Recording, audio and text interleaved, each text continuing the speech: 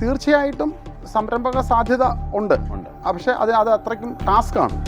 ഇതൊരു നിസ്സാര കാര്യമല്ല. ഇപ്പം ഇന്ന് രാവിലെ തൊട്ട് എനിക്ക് ഒത്തിരി കോളുകൾ പത്രത്തിൽ വന്നതിനനുസരിച്ചിൻ്റെ പേസ്റ്റോ അല്ലെങ്കിൽ ഗുളികയുടെ കവറിനോ മാത്രമല്ല, ഏതൊരു പാക്കിംഗ് ഐറ്റവും ഏത് പ്രോഡക്റ്റ് പാക്ക് ചെയ്താലും ആ പാക്കിംഗ് കവറിൻ്റെ ഉത്തരവാദിത്വം, അത് പാക്ക് ഏത് കമ്പനിയാണ് ഉൽപ്പാദിപ്പിക്കുന്നത് എന്നുള്ളത് അതിൽ കൃത്യമായിട്ട് എഴുതിയിരിക്കണമെന്നും ആ കമ്പനിയുടെ റെസ്പോൺസിബിലിറ്റിയാണ് ഇത് മാറ്റി കൊടുക്കുക എന്നുള്ള അത്. പക്ഷേ അങ്ങനെയൊന്നും ആരും അതിനെപ്പറ്റി ശ്രദ്ധിക്കാനോ ആ ലെവലിലുള്ളൊരു കാര്യങ്ങളിലോട്ട് പോയി. ഇതെല്ലാം നിയമങ്ങളുണ്ട്. ഇതെല്ലാം. നമസ്കാരം, ഫിനാൻഷ്യൽ ഗൈഡിലേക്ക് സ്വാഗതം. നമ്മളിപ്പോൾ ഉള്ളത് കോട്ടയം അരീപ്പറമ്പ് പുത്തൻപുരയ്ക്കൽ അനിലിൻ്റെ വീട്ടിലാണുള്ളത്. അനിലിൻ്റെ വീടിനോട് ചേർന്ന് ഒരു ഷെഡിൽ വളരെ വ്യത്യസ്തമായ ഒരു സംഭവം നമുക്ക് കാണാനിടയായി. ഒരു സാമൂഹ്യമായ ഒരു വലിയ പ്രശ്നമായിട്ട് നമ്മുടെ ഇടയിൽ ഇന്നുള്ള ഒരു കാര്യം, അതിന് അനിലിൻ്റേതായ രീതിയിൽ ഒരു പരിഹാരം തേടുകയാണ്. നമ്മുടെ ഓരോരുത്തരുടെയും വീടുകളിൽ നമ്മൾ എല്ലാവരും തന്നെ ഏതെങ്കിലും കാലഘട്ടത്തിൽ മരുന്നൊക്കെ എന്തെങ്കിലും അസുഖങ്ങൾക്കോ രോഗങ്ങൾക്കോ ഒക്കെ മരുന്ന് കഴിക്കുന്നവരായിരിക്കും. മരുന്ന് കഴിച്ച് അസുഖമൊക്കെ മാറിക്കഴിയുമ്പോൾ നമ്മുടെ ഏറ്റവും വലിയ തലവേദന മരുന്നിൻ്റെ സ്ട്രിപ്പ് എങ്ങനെ പ്രകൃതിക്ക് ദോഷകരമാകാത്ത രീതിയിൽ എങ്ങനെ ഡിസ്പോസ് ചെയ്യാം എന്നുള്ളതായിരിക്കും ഏറ്റവും വലിയ വെല്ലുവിളിയായി അവശേഷിക്കുന്നത്.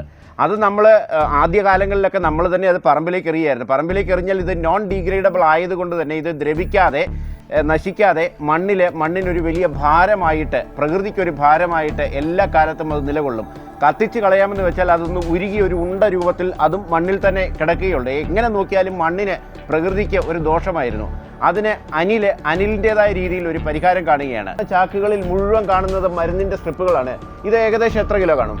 ഒരു 2000 കിലോ. 2000 കിലോയോളം കാണും. ഇത് എത്ര കാലം കൊണ്ട് ശേഖരിച്ചു വെച്ചതാ? 24 മാസം. 24 മാസം കൊണ്ട് ശേഖരിച്ചു വെച്ചതാണ്.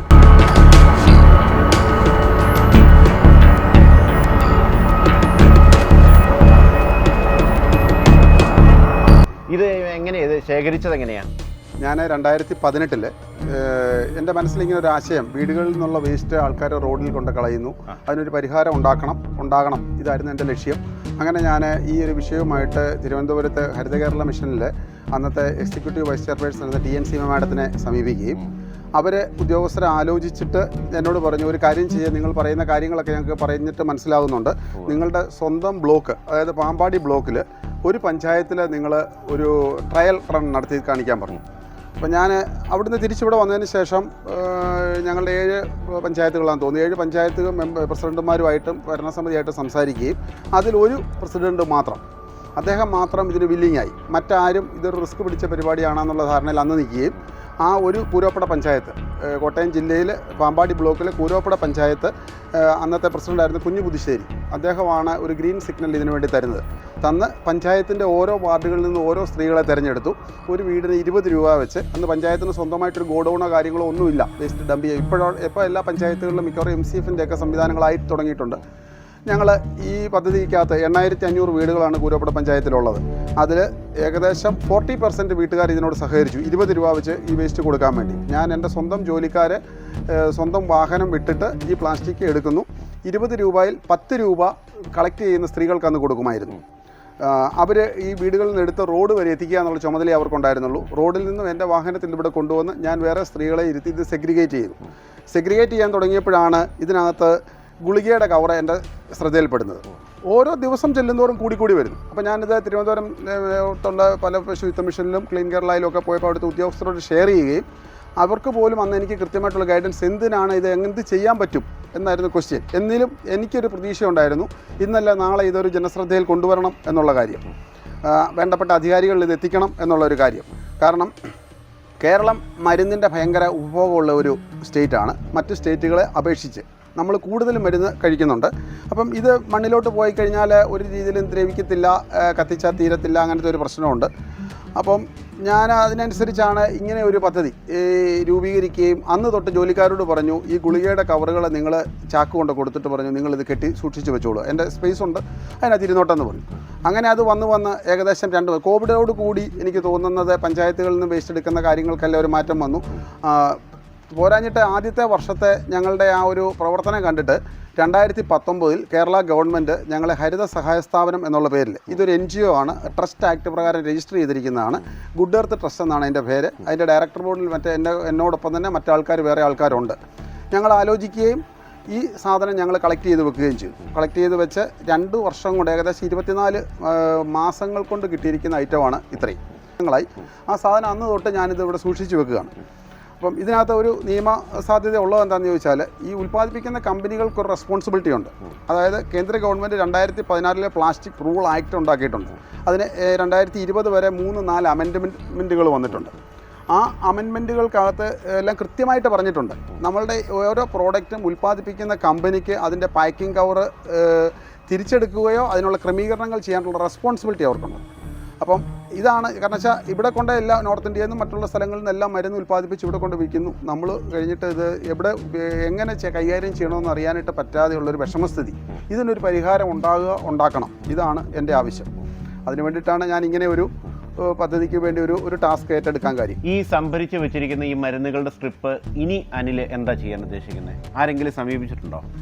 ഇപ്പോൾ കഴിഞ്ഞ ദിവസങ്ങളായിട്ട് എനിക്ക് 1-2 എൻക്വയറികൾ, ഈ 5 വർഷം കൂടി 1-2 എൻക്വയറികൾ വരികയും ഞാൻ അവരുമായിട്ട് അതിനൊരു പ്രതിഫലം ഒന്നും പറ്റിക്കൊണ്ടല്ല, എനിക്ക് എൻ്റെ ഈ ഗോഡൗൺ ഇത് ഒരു ലിമിറ്റിനപ്പുറത്ത് എനിക്കിതിങ്ങനെ ഗോഡൗണിൻ്റെ സ്പേസ് ഇങ്ങനെ കളയാൻ എനിക്ക് പറ്റത്തില്ല. അപ്പോൾ അവരുമായിട്ടൊരു ധാരണയായി സംസാരിക്കുന്നുണ്ട്. മിക്കവാറും ഞാനിത് അവർക്ക് കൈമാറാനാണ് ഉദ്ദേശിക്കുന്നത്. അവർ ഈ ബന്ധപ്പെട്ട ആളുകൾ ഫാർമസ്യൂട്ടിക്കൽ കമ്പനികളാണോ?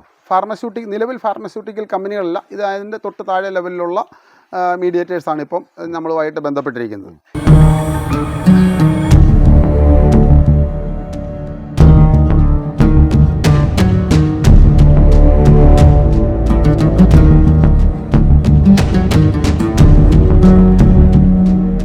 ഇതിനകത്തൊരു സംരംഭക സാധ്യത കാണുന്നുണ്ടോ? തീർച്ചയായിട്ടും സംരംഭക സാധ്യത ഉണ്ട്. പക്ഷേ അത് അത്രയ്ക്കും ടാസ്ക്കാണ്. ഇതൊരു നിസ്സാര കാര്യമല്ല. ഇപ്പം ഇന്ന് രാവിലെ തൊട്ട് എനിക്ക് ഒത്തിരി കോളുകൾ പത്രത്തിൽ വന്നതിനനുസരിച്ച് ഒത്തിരി കോളുകൾ എനിക്ക് വന്നിരുന്നു. അതിലെല്ലാം ആൾക്കാർ പറയുന്നത് ഇത് എന്ത് ചെയ്യും, എൻ്റെ വീട്ടിലിരിപ്പുണ്ട്. ചിലർ കൂട്ടിക്കൽ നിന്ന് വിളിക്കുന്നു, ചിലർ പൂഞ്ഞാറിൽ നിന്ന് വിളിക്കുന്നു, വൈക്കത്തിൽ നിന്ന് വിളിക്കുന്നു, ചെമ്പ്, കുറവലിങ്ങാട്. അപ്പം അവിടെ ഒന്നും നമുക്ക് പോയി 2 കിലോ 3 കിലോ എടുക്കാൻ പറ്റത്തില്ല. അപ്പം ഞാൻ അവരോടെല്ലാം നിർദ്ദേശിച്ചത്, നിങ്ങളുടെ വീടുകളിൽ വരുന്ന ഹരിതകർമ്മ സേനയ്ക്ക് നിങ്ങളിത് കൈമാറുക. അവർ ഇത് എടുക്കട്ടെ. അതിനുശേഷം ഗവൺമെൻറ് ഉദ്യോഗസ്ഥരുമായിട്ട് ബാക്കിയുള്ള കാര്യങ്ങളെപ്പറ്റി ആലോചിച്ച് നമുക്ക് എന്തെങ്കിലും സൊല്യൂഷനിലോട്ട് പോകാനായിട്ടുള്ള ഒരു തീരുമാനം ഉണ്ടാകാം. നമ്മളിപ്പോൾ ഒറ്റയ്ക്കൊരു ഗുളിക ഒരു അസുഖത്തിന് ഗുളിക മേടിക്കുമ്പോൾ ഇതിൻ്റെ വോളിയം നമുക്ക് മനസ്സിലാകുന്നില്ല. ഇപ്പം നിങ്ങളുടെ എല്ലാം കൺമുമ്പിൽ ഇത്രയും സാധനം കാണുമ്പോഴാണ് ഇതിൻ്റെ ഭീകരതയും കാര്യങ്ങളും നമുക്ക് പിടികിട്ടുന്നത്. ഒരു പഞ്ചായത്തിലെ 17 വാർഡിൽ 8500 വീടുള്ളതിൽ ഏകദേശം 40% ആൾക്കാർ മാത്രമേ ആ ഇതുമായിട്ട് അന്ന് സഹകരിച്ചിട്ടുള്ളൂ. അതിൻ്റെ 2 വർഷത്തെ അവിടുന്ന് കിട്ടിയത് മാത്രം വേറെ ഒരു പഞ്ചായത്ത് ഭൂരിപക്ഷം ഇപ്പോഴും പുറത്ത് കിടക്കുക.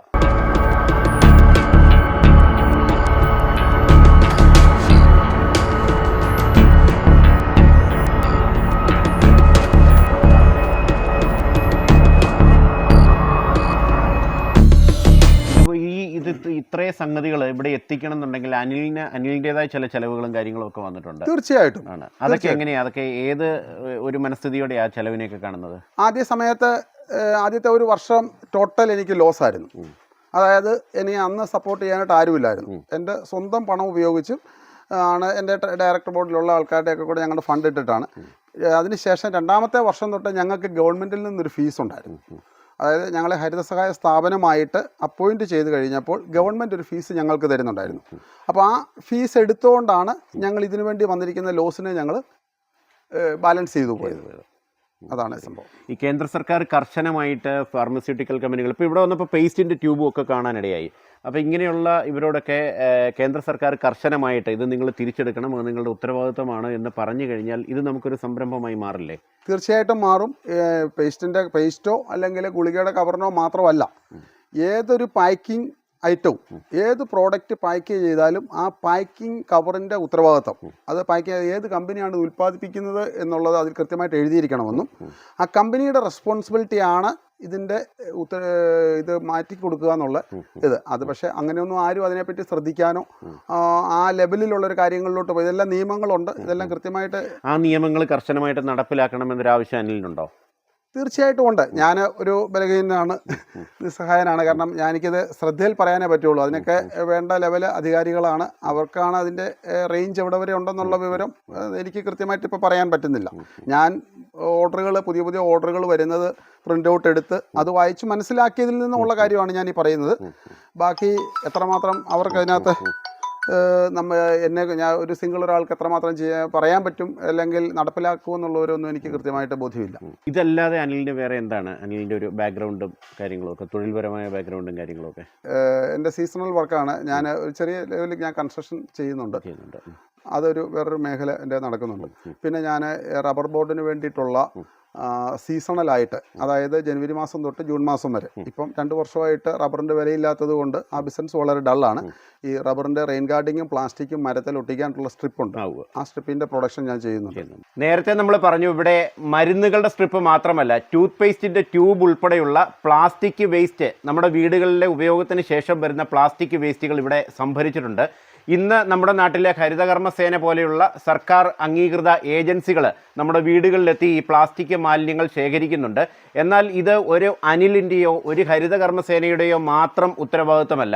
ഇതൊക്കെ ഉപയോഗിക്കുന്ന, ഈ നാട്ടിൽ ജീവിക്കുന്ന, ഈ നാട്ടിലെ മണ്ണും വെള്ളവും ഉപയോഗിച്ച്, ഈ വിഭവങ്ങളെല്ലാം ഉപയോഗിച്ച് ജീവിക്കുന്ന നമ്മുടെ ഓരോരുത്തരുടെയും ഉത്തരവാദിത്തമാണ് ഇത്തരം അപകടകരമായ മാലിന്യങ്ങൾ പ്രകൃതിയിലേക്ക് പോകാതെ സംഭരിച്ച് അത് വേറെ ഏതെങ്കിലും രീതിയിൽ റീസൈക്കിൾ ചെയ്ത് പുനരുപയോഗിക്കുക എന്നുള്ളത്.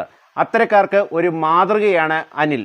മറ്റൊരു വിഷയവുമായി അടുത്ത എപ്പിസോഡിൽ കാണുന്നതുവരെ നന്ദി, നമസ്കാരം.